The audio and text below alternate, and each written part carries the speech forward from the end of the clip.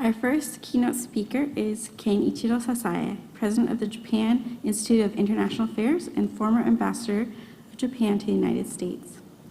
Ambassador Sasae is a highly distinguished diplomat whose notable career includes serving as Vice Minister for Foreign Affairs and Japan's Ambassador to the United States from 2012 to 2018. He was also a key representative for Japan in the six-party talks on North Korean issues and served as a political director for the G8 summit. We sincerely appreciate him taking the time to be here. Please join me in welcoming him to the stage. Thank you.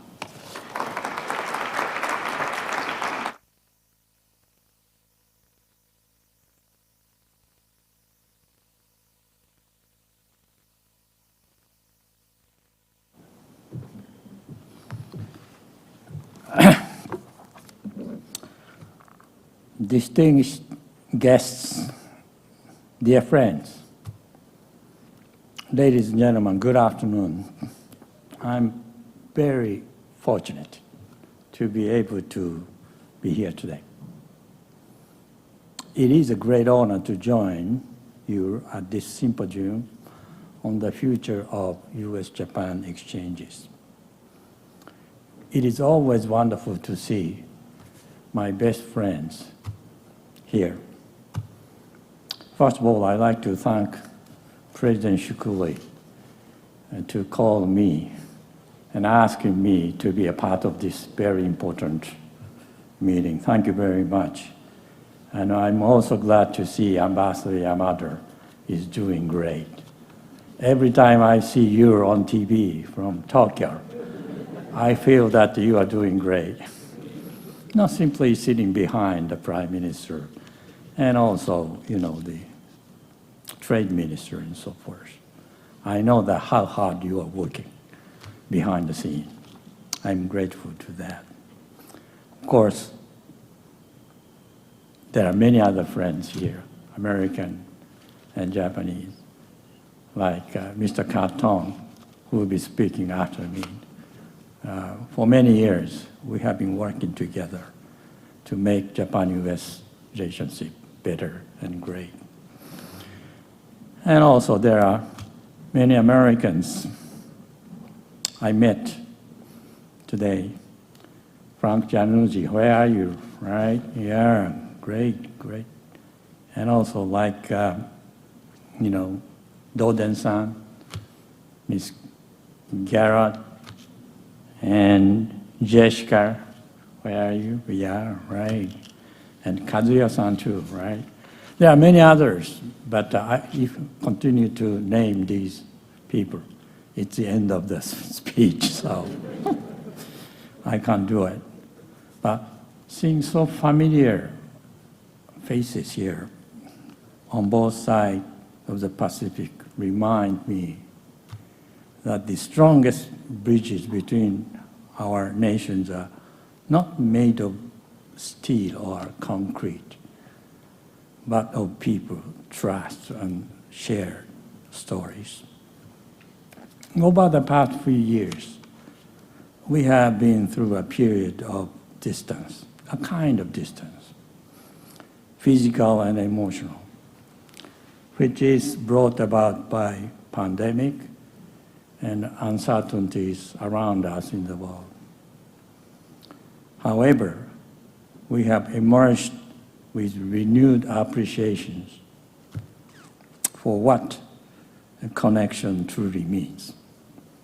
The fact that we can get together here in Washington today, some in person, others virtually, symbolizes that connection itself is now more resilient and more creative than ever before.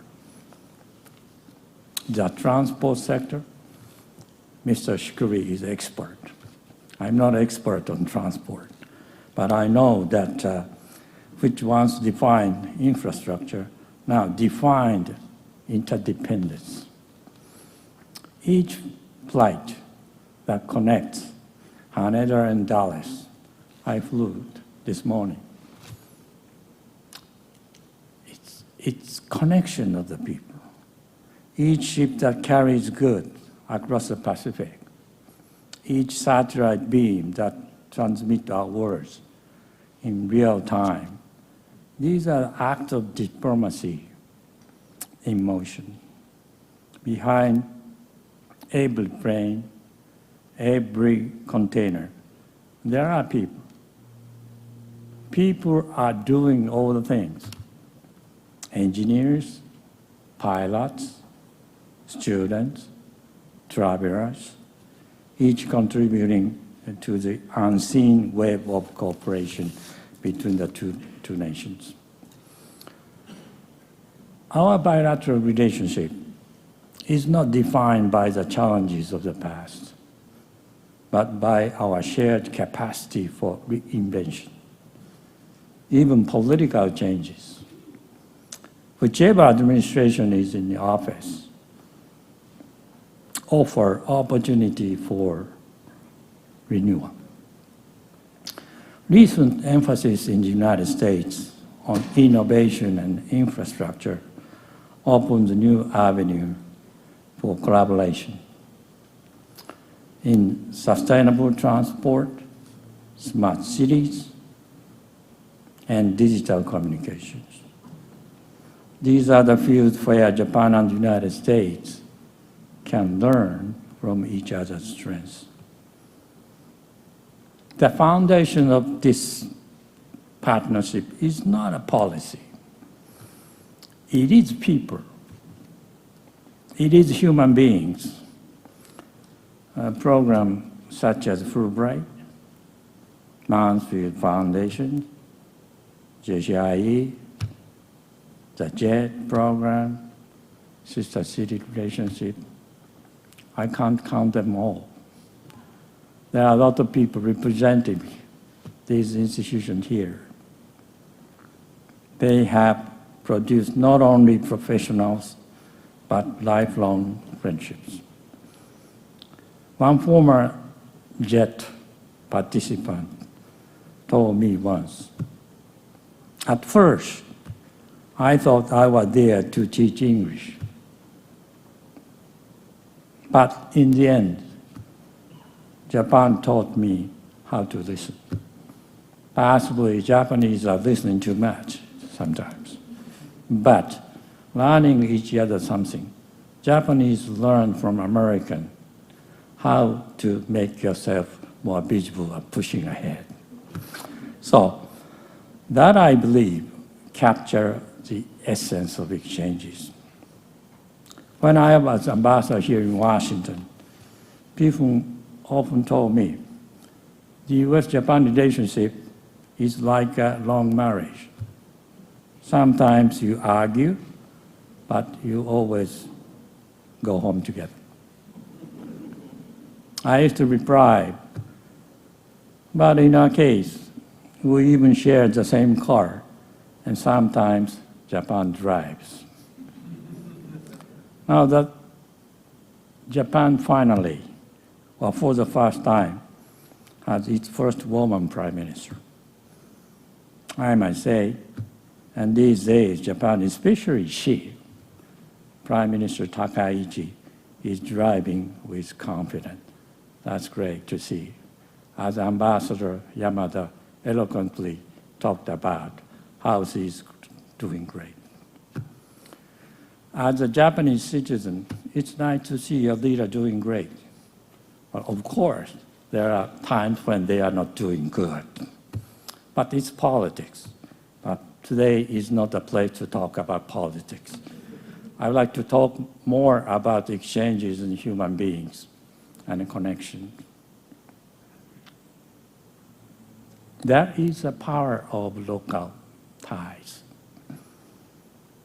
I'd like to talk about Rikuzen Takata Kamome. Some of you might already know this story. After the great East Japan earthquake in 2011, the city of Rikuzen Takata in Iwate Prefecture was almost entirely destroyed by tsunami. Yet even amid the devastations, what rose from this rubble was not only reconstruction, but friendship. Friendship came out from all this misery and difficulties.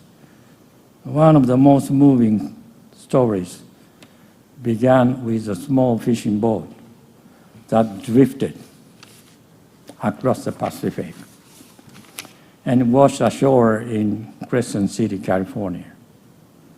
2 years after the disaster that happened, it turned out to belong to Takata High School, and this unexpected discovery sparked a warm exchange between Japanese and American students. The boat was named Kamome, bird, flying nicely, became a symbol of hope and of the ocean's power, not only to divide, but also to connect. The friendship that began with the drifting vessel continued to this day. Young people in both countries. Later this past summer, I visited Rikuzen Takata. Jessica was also there. We are on the CALCOM mission, and I had a series of meetings there. There, one of the local fishermen told me, quietly, "We lost our town, but we gained friends across the ocean." He said it.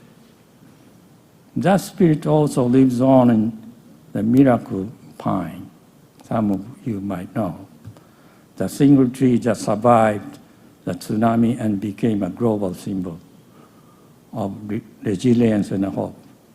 It reminds us that even in the darkest time, the most difficult times, friendship can take root, and kindness can cross any ocean. Our great investment must be in young people. They must be given opportunity to learn, travel, and collaborate. Education and cultural exchanges are not luxury. They are laboratories of empathy, innovation, and new hope for the future. As technology transforms the way we connect, let us ensure that digital tools amplify, not replace the human touch. AI develops, but people are afraid we might be controlled by AI in the future. On the flight from Tokyo to Washington, I was watching a movie. That's a movie about AI is dominating the world. Very terrible movie. But we know that in the future, technology has to be developed. We have to live with AI, so we have to know how to control it. That's how we need to pursue the human touch of it. Ambassador and Yamada and President Shukuri touched on Expo 2025 Osaka. You know, I regret, I missed the opportunity to go there. I didn't say I was too busy. I was too relaxed during the summer. Watching TV, not necessarily going there because I knew that it was too hot to go there. But I'm glad that this was concluded successfully earlier this year. Brought together people and ideas from around the world under the theme, Designing Future Society for Our Lives. Great themes. It reminded us how creativity and cooperation can transcend borders. Now we look for the year 2028, Los Angeles Olympics and Paralympics. We have another opportunity to celebrate the power of human connections through culture, tourism, and exchange. This time, I don't want to miss, and I want to come and celebrate together with American friends how this could be great. There is a Japanese saying, even two lanterns far apart can light the same path. Today, Japan and the United States are walking that same illuminated path together. This is for the more connected and compassionate friendship and world.